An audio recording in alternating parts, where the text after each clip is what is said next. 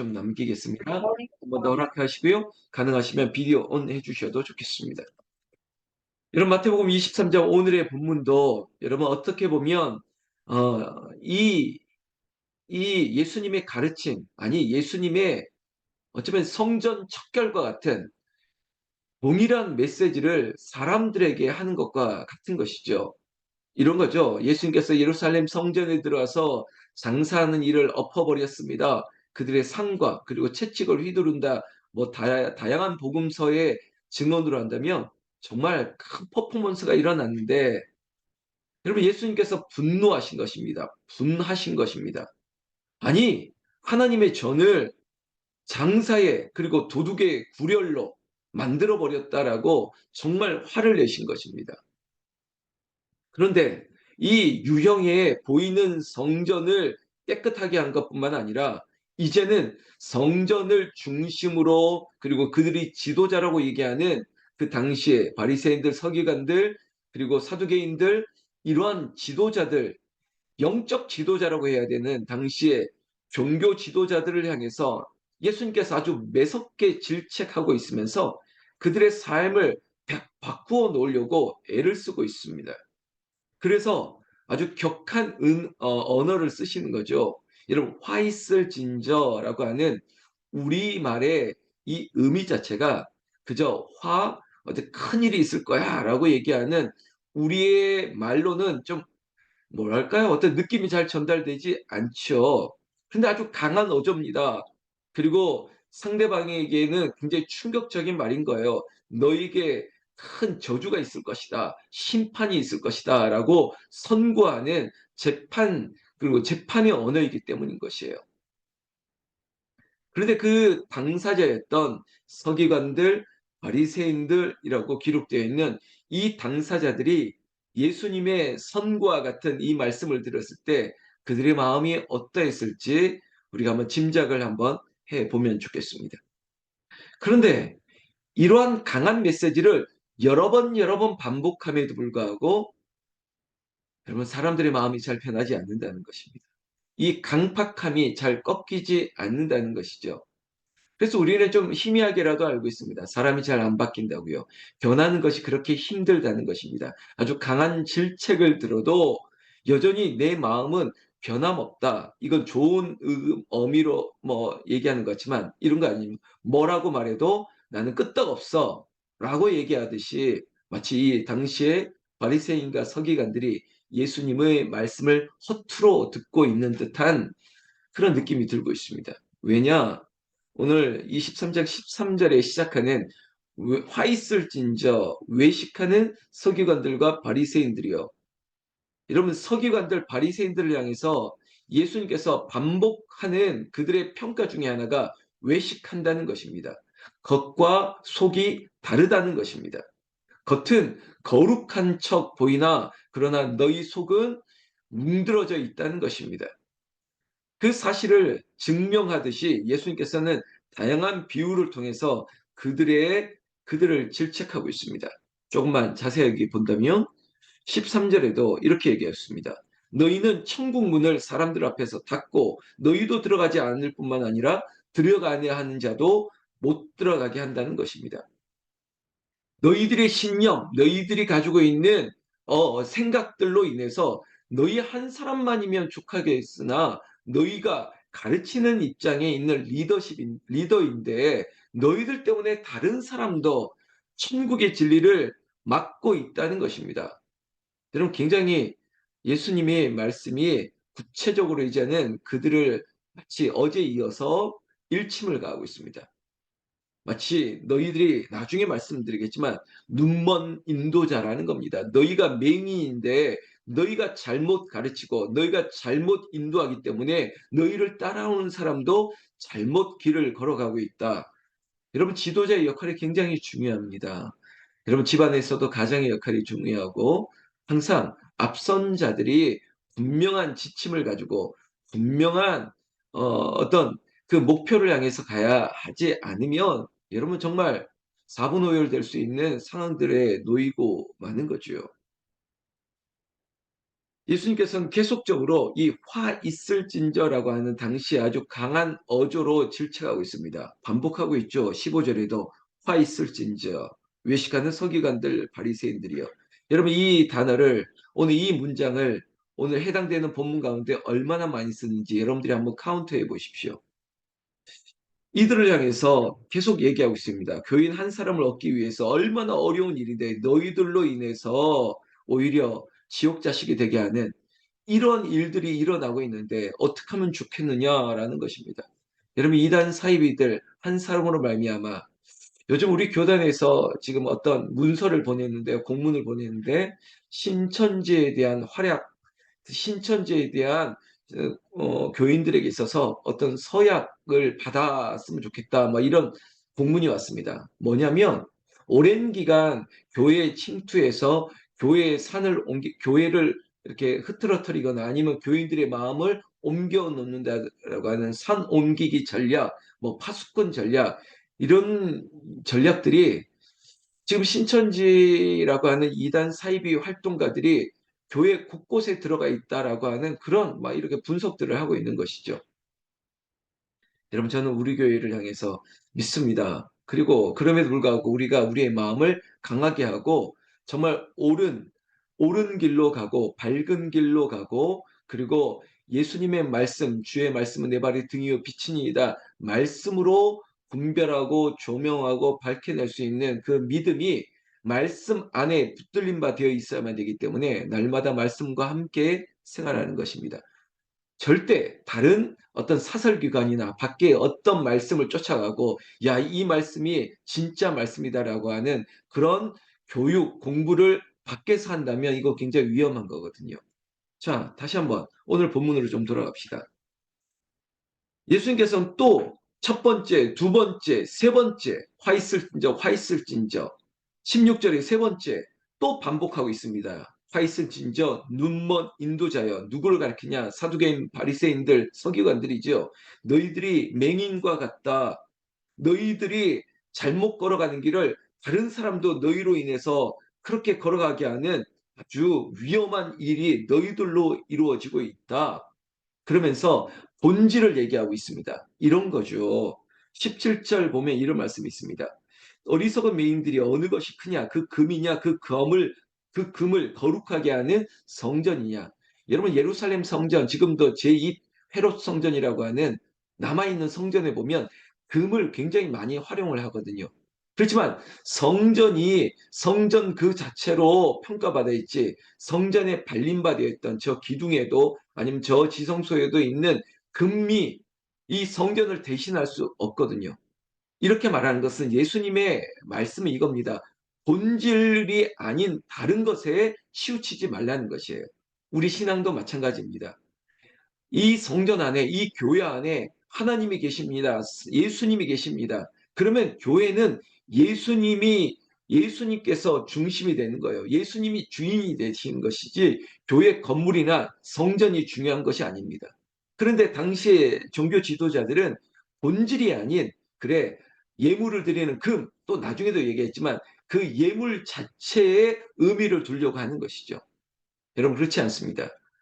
우리가 복음서에서 보는 예수님은 보이는 것으로 평가하지 않았습니다. 부자의 많이 드림이 아니라 과부의 그 동전 두 렙돈을 귀하게 여겼습니다. 그리고 예수님 친히 말씀하셨습니다. 외모를 취하지 아니하고 중심을 보겠노라고. 외식이라고 하는 것은 보이는 것입니다. 그러나 보이지 않는, 나중에도 있지만은 겉으로는 깨끗해 보이나 속은 얼마나 더러운지를 모르겠다라고 얘기하는 그런 극단적인 말씀을 통해서도 우리의 신앙도 겉으로는 우리의 신앙이 그저 직분이라고 하는 이름이 그게 아니에요. 우리의 중심이 예수님은 중심을 보시고 그리고 우리의 신앙생활의 본질을 우리에게 다시 한번 일깨우고 있는 내용으로 우리가 받아야 되는 것입니다. 여러분 이 첫 번째, 두 번째, 세 번째 화 있을진저 이 얘기하는 제가 본질의 단어를 두 단어로 얘기한다면 하나는 외식입니다. 그리고 또 하나는 맹신입니다. 여러분 외식도 위험하지만 맹신이라고 하는 것 분별하지 못하고 그냥 믿는 거예요. 맹신한다는 것이죠.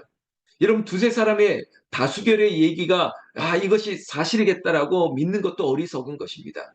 맹신, 설마 그럴 리가 있겠어? 바리새인과 서기관들이 뭐 잘못 가르칠 수 있겠어? 아니라니까요. 여러분 뚜렷하게 내가 이 말씀 가운데 분별할 수 있어야 되는 분별의 영이 있어야 됩니다. 무엇을 듣고 무엇을 볼 것인가? 다 보고 다 듣는다고 중요한 것이 아니라는 것이죠. 결국은 종교 지도자들에게는 외식을 지적하지만 그러나 그들을 따르는 이들에게 있어서는 맹신을 조심하라는 겁니다. 구별해라, 분별해라, 알아들어야 된다는 것이죠. 여러분 이 얘기가 중반까지 쭉 이어지고 있습니다. 네 번째 화를 더 보신다면 22절 말씀에 화 있을진저 이렇게 시작하고 있습니다. 여러분 화 있을진저 외식하는 서기관들 바리새인들이요. 여러분 네 번째 외식을 지적하고 있습니다. 여기에 제가 앞서 말했던 본질이 들어있죠. 박하와 해영과 근처의 11조. 여러분 보이는 것을 들이대 율법에 중한 정의와 긍휼과 믿음. 자 보십시오. 지금 성전에 드리는 것은 눈에 분명히 보이는 것들이고 잡히는 것들입니다. 그러나 그 다음 이게 바로 대꾸거든요. 보세요. 박하와 해양과 근처의 11조. 근데 그것을 대꾸로 대조하는 게 뭐냐면 정의와 긍휼과 믿음입니다. 여러분 정의, 뭐 마이크 샌들의 정의란 무엇인가? 뭐 이런 거창한 책도 있지만 정의가 무엇입니까? 긍휼이 무엇입니까? 믿음은 무엇입니까? 근데 이것을 유형으로 만들어낼 수 있는 게 아니지 않습니까? 그런데 예수님께서는 너희의 정의, 너희의 긍휼, 너희의 믿음 이것은 버리고 왜 자꾸 외식하는 보이는 것에만 집착하느냐 이런 말인데 그 대표적인 사람들이 서기관들, 바리새인들 외식하는 것 그죠? 우리의 신앙생활에 마치 안심한 안심 보장도 내가 그냥 이 정도만 하면 되고 내가 이 정도만 하면 된다라고 하는 그런 그런 태도가 아니라 우리 진심으로 하나님 아버지 내가 하나님의 공의로 말미암아 하나님의 이 정의는 의롭다함을 입은 거예요. 자격 없음에도 불구하고 예수 그리스도를 믿음으로 얻은 이 공의가 하나님의 정인 거예요. 그러니까 자격 없음을 인정하는 낮아짐인 것이죠. 긍휼은 뭡니까? 하나님의 자비와 도우심이 없으면 긍휼의 여김을 받기 위해서는 긍휼의 여김을 받는 거예요. 여러분 다 비슷한 겁니다. 낮아지고 그리고 겸손하고 우리가 어제 본문이에요. 겸손한 거예요. 그리고 낮아지면서 하나님 앞에 섬기는 것이에요. 이게 바로 정의와 긍휼이에요. 그것이 믿음이에요. 오직 예수님 말고는 이 모든 것을 얻을 수 없는 믿음으로 말미암아 의롭게 되는 것이 긍휼과 정의인 것이죠. 이것이 신앙의 믿음의 본질인 것인데 그저 흉내만 낸다고요? 그래 마치 우리가 율법에 의해서 이 정도만 하면 그래 습관에 의해서 이 정도만 하면 그래 체면에 의해서 이 정도만 하면 되지라고 하는 이 신앙을 타파하자는 것입니다. 그러니까 성전 척결이라는 것이 그저 장사하는 상을 얻는 것뿐만 아니라 성전 안에 그러나 우리의 마음이 성전이라면 우리의 마음의 외식, 우리의 마음의 본질이 아닌 다른 것으로 채워진 것들을 스스로 예수 이름으로 우리가 청결해낼 수 있다는 것입니다.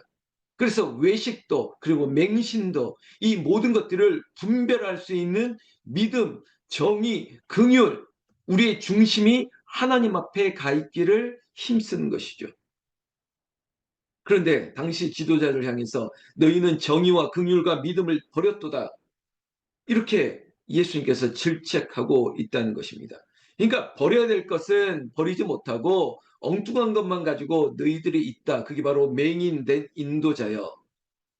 24절에 맹인된 인도자여 하루살이는 걸러내고 낙타는 삼기논도다. 뭐 곡성의 대소라 얘기하면 무엇이 중요한데 중요한 것은 버리고 엉뚱한 것 가지고 있다. 막 이런 얘기를 하는 거죠. 결국 외식을 시작하는 것입니다. 마지막 다섯 번째, 여섯 번째 외식하는 서기관들이요. 이렇게 얘기하는 본문이 오늘의 마지막 본문입니다.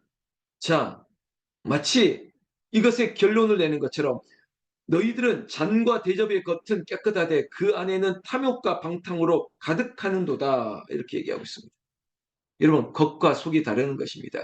마치 페루조나 가면을 쓰고 그래 너희들이 옷자락을 길게 너리고 그래 너희들이 뭐 그 의상들은 화려해 보이고 거룩해 보이나 너희의 속은 썩어졌구나. 이렇게 더 구체적으로 그들을 새롭게 하려고 노력하고 있는 것이죠.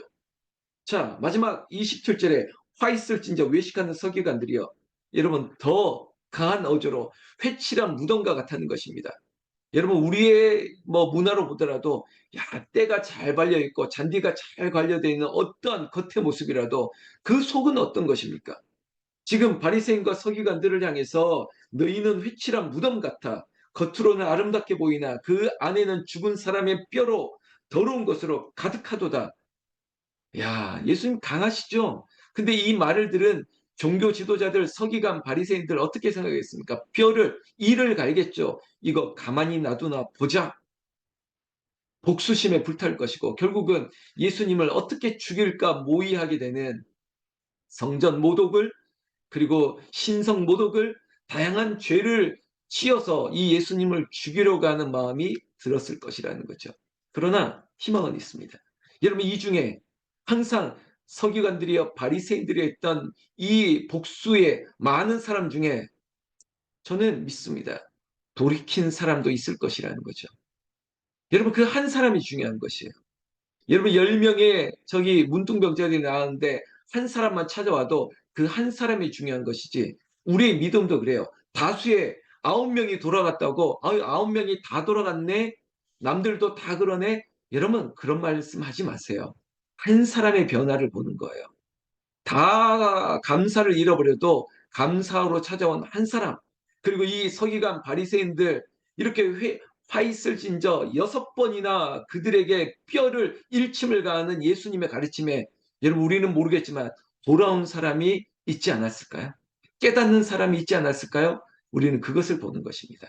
이 새벽에도 우리를 깨우시고 우리에게 말씀하시고 그리고 말씀을 듣는 다수가 아닌 여러분들에게 또한 누군가는 동시간대가 아닌 다른 시간대에 이 말씀을 듣는 사람에게도 예수님의 말씀을 듣고 여러분 이것을 때문에 분을 내는 사람이 아니라 그래 내 마음에도 외식하는 것이 있는 것 아닌가 내가 혹시 맹신하는 것은 없는가 이것들을 돌이킬 수 있다면 이것을 하나님께서 기쁘게 여기신다는 것입니다.